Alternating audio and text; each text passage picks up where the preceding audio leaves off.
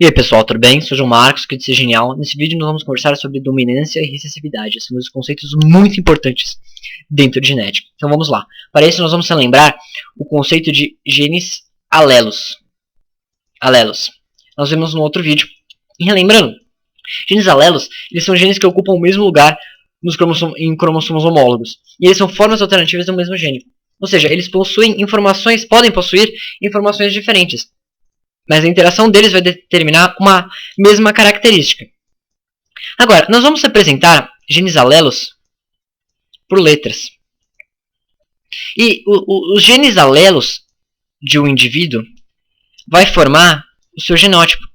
Como nós já vimos, o genótipo ele é uma característica, né, é a base genética de uma característica. Nós vimos no vídeo de genótipo, eu apenas citei, não expliquei o azão-azinho. Isso daqui é uma representação de dois genes, né? Nós vamos representar por letras, como eu disse. Que letra? Bom, qualquer uma, depende do que você quer. Eu usei aqui A para representar esses genes. Mas no mesmo contexto, genes que são alelos têm que ser representados pela mesma letra. Agora, o que vai determinar se vai ser uma letra maiúscula ou minúscula? Bom, aí é que entra o conceito de dominância e recessividade. Então vamos lá. Existem os genes que são dominantes. Esses genes que são dominantes, eles vão ser representados por letras maiúsculas, como por exemplo, azão. Existem os genes que eles são recessivos e vão ser representados por letra minúscula, como por exemplo, azinho. Agora, o que é um gene dominante e o que é um gene recessivo? Bom, então vamos voltar um pouco atrás.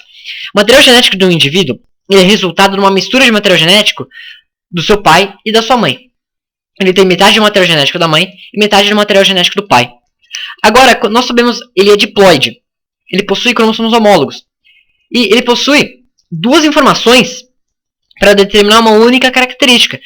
Essas duas informações são os genes alelos. Os genes alelos, eles são duas informações para determinar apenas uma característica.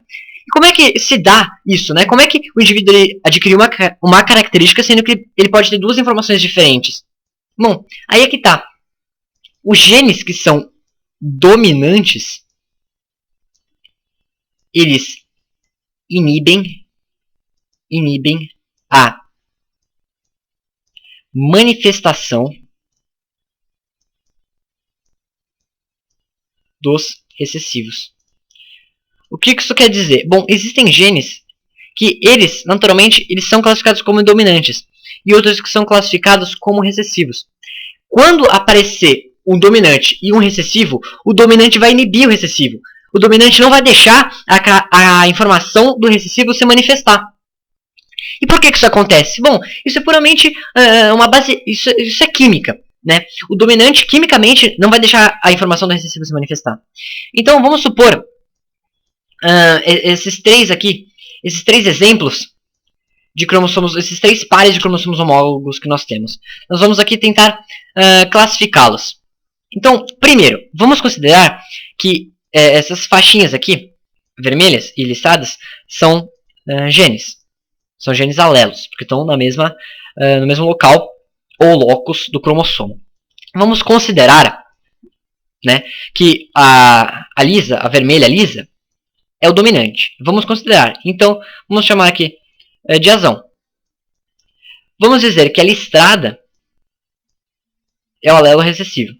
Listrada é o alelo recessivo. Agora, vamos classificar então o que vai acontecer nesses três pares aqui.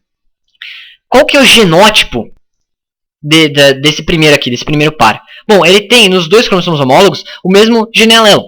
Ele tem o mesmo alelo do gene, né, que é o dominante. Então ele vai ser chamado de azão-azão. Então qual é a característica que vai se manifestar?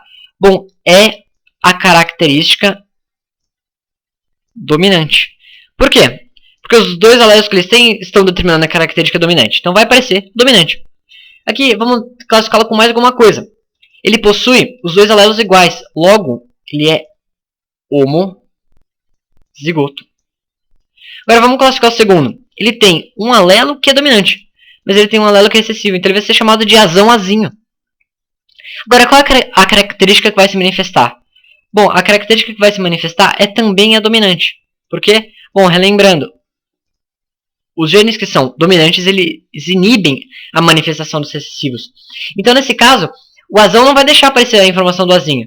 Então, a característica que vai ficar é a dominante. E como é que nós vamos classificá-lo? Como heterozigoto. Por quê? Porque os seus alelos são diferentes. E o último, bom, ele é azinho, azinho. A característica que vai se manifestar é a característica recessiva. Por quê? Porque os dois alelos que ele tem são recessivos, né? Nada vai inibir o recessivo. E também ele vai ser homozigoto. Por quê? Porque os seus dois alelos são iguais. Então é isso. Bons estudos, um abraço e até a próxima.